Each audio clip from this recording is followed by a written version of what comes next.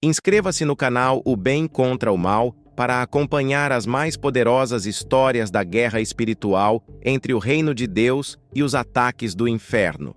Hoje, vamos mergulhar em uma das mais longas, dramáticas e emocionantes jornadas de reviravolta divina na história das Escrituras.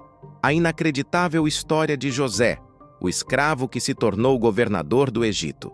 Desde os primeiros momentos, o bem e o mal entram em conflito na vida desse jovem sonhador.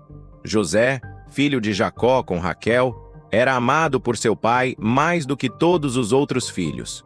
Seu pai lhe deu uma túnica de muitas cores, um símbolo visível do seu favor especial.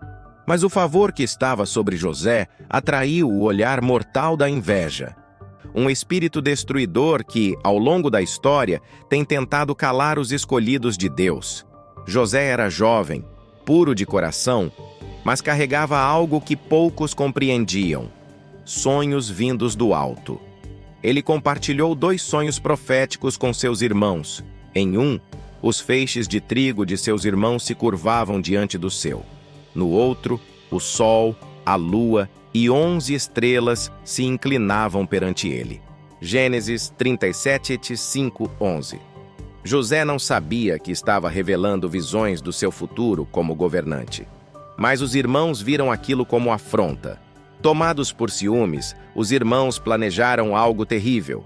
Quando José foi ao campo visitar os irmãos a pedido de Jacó, eles o avistaram ao longe e disseram: "Eis lá vem o sonhador. Vamos matá-lo e jogar seu corpo em uma cova. Veremos então o que será dos seus sonhos." O inferno não quer apenas destruir o servo, mas os sonhos que ele carrega. Rúben, o primogênito, tentou evitar o assassinato. Sugeriu que o jogassem em uma cisterna vazia, pensando em resgatá-lo depois.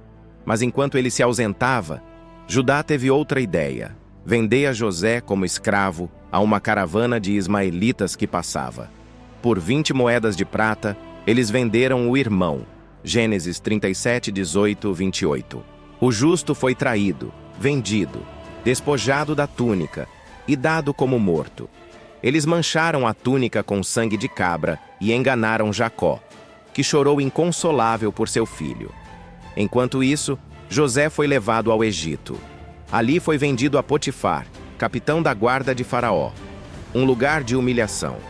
Mas onde muitos veem apenas escravidão, Deus enxerga uma plataforma de preparação. José, fiel, trabalhador, cheio de graça, ganhou confiança, e Potifar o tornou administrador de tudo o que possuía. Gênesis 39, 1, 6. Mas o inimigo não se rende facilmente. A esposa de Potifar se encantou por José e repetidamente tentou seduzi-lo. Mas ele recusava. Como, pois, faria eu tamanha maldade e pecaria contra Deus? Gênesis 39, 9. Um jovem estrangeiro em terras estranhas, sem apoio, mas com temor de Deus. Rejeitada, a mulher mente. Acusa José de tentar abusá-la. Potifar, sem julgamento, o lança na prisão. Aquele que serviu com honestidade agora se encontra entre criminosos. O sonho parecia enterrado. Mas Deus não esquece os que o honram. Na prisão, José não murmura. Serve com zelo. Logo, é colocado sobre os demais prisioneiros. Ele interpreta sonhos do copeiro e do padeiro de Faraó, revelando o destino de ambos. Ao copeiro, que seria restaurado, José pede: "Lembra-te de mim quando estiveres diante de Faraó."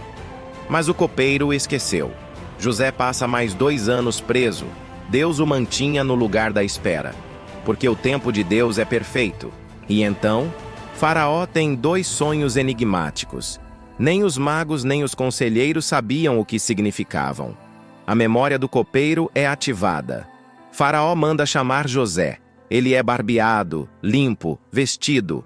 Diante do rei do Egito, José diz: "Isso não está em mim, mas Deus dará resposta de paz a Faraó." Gênesis 41, 16.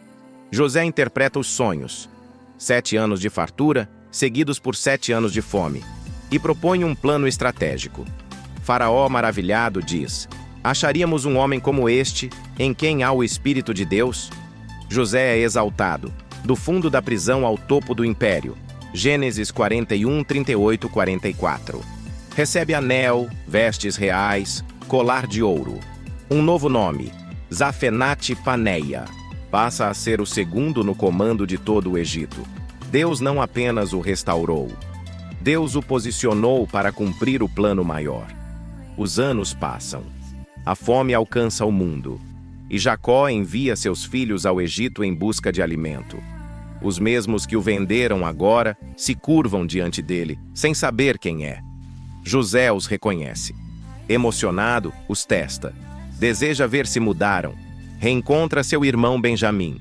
Vê o arrependimento brotar nos corações. Então, num dos momentos mais tocantes das Escrituras, José chora. Manda que todos saiam e diz: Eu sou José, vosso irmão, a quem vendestes para o Egito.